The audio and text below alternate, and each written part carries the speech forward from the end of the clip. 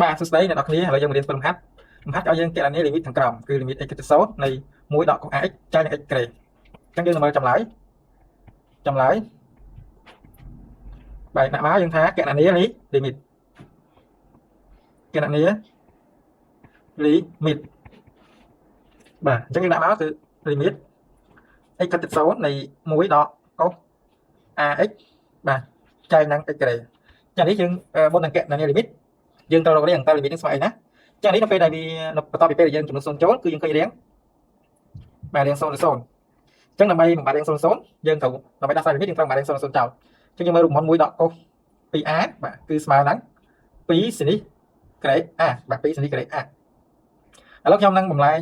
រូបមន្តហ្នឹងឲ្យចូលរូបមន្តនេះដើម្បីបំបត្តិរៀង0 0ចោលណាចានេះចម្លែងមកខ្ញុំដាក់ថាស្មើលីមីត x ទៅ0នៃ1ដល់ឲ្យ cos ខ្ញុំដាក់ថា2ហើយគឺ a x ចែកហ្នឹង2វិញបច្ចេក2នេះវាសម្រួលដូចដើមឃើញទេចែក2នេះវាសម្រួលដូចដើមអញ្ចឹងយើងចែក2លើ x ក្រេបាទចានេះវាស្មើលីមីត x ទៅ0ចានេះទៅជា2 sin នេះក្រេ ax ចែកឲ្យ2នេះ2ជួរមុននេះឃើញទេចានេះគឺបើយើងគិតរូបមន្តនេះយើងយក2ដូចគ្នាហើយពេលនេះយើងយក a អញ្ចឹងគឺស្មើនឹង ax ចែក2មកអញ្ចឹងយើងប្រើរូបមន្តបានណារូបមន្តនេះបើចានេះចែកហ្នឹង x ក្រេតោះមកខ្ញុំនឹងបំលែងចូលទម្រង់រូបមន្តលីមីត x ទៅ0នៃ sin ax ចែកនឹង a x គឺស្មើនឹង1ណាបំលែងចូលរូបមន្តហ្នឹងអញ្ចឹងនេះខ្ញុំដាក់មកថាស្មើលីមីត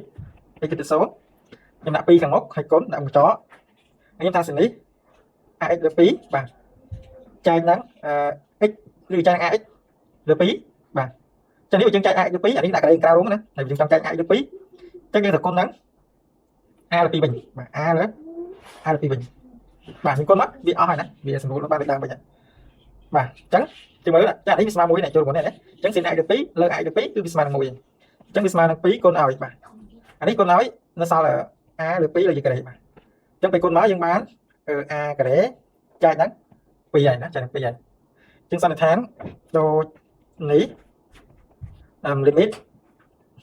x ខាងទៅ0 1ដក cos ax ចែកនឹង x ក្រេគឺស្មើនឹង a លើ a ក្រេលើ2បាទវាជាចម្លើយណា